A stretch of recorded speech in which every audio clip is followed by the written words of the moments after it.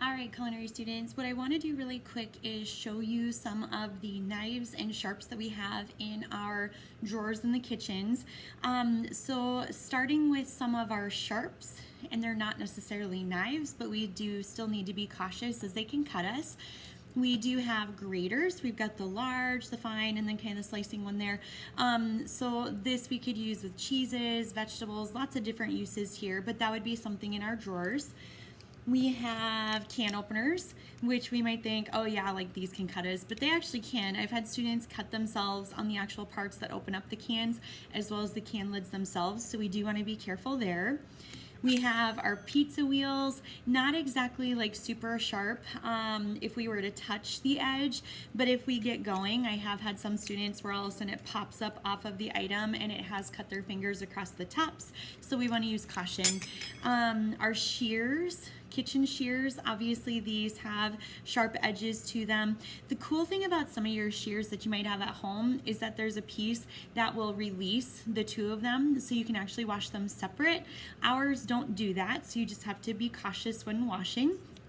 And then the other thing that you might see is this piece in here. A lot of times students like to think, oh yeah, that's a bottle cap opener. Oh no way, that can't be right, because if I'm opening up a bottle cap, I have to be exposing the blade and that could do harm to myself, so that's not cool.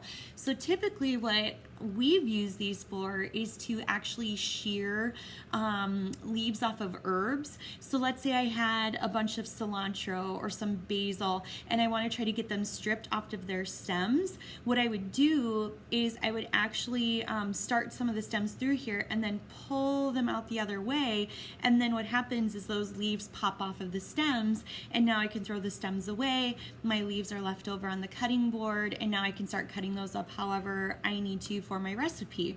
So that's typically what we would use that part for. And then we have peelers. So these are great for obviously removing peelings, skins from different produce, whatever it might be.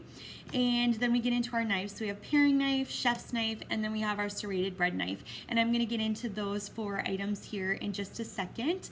If you do notice that your knives are getting a little bit dull because they've been in the building now for a while, we do have some different steels, as well as an electric knife sharpener like what you've seen in the videos that we can use to sharpen up your edges. So that is something, if you are feeling the need to do that, please let me know so I can stand with you to make sure we're not doing any damage to our edges of our knives.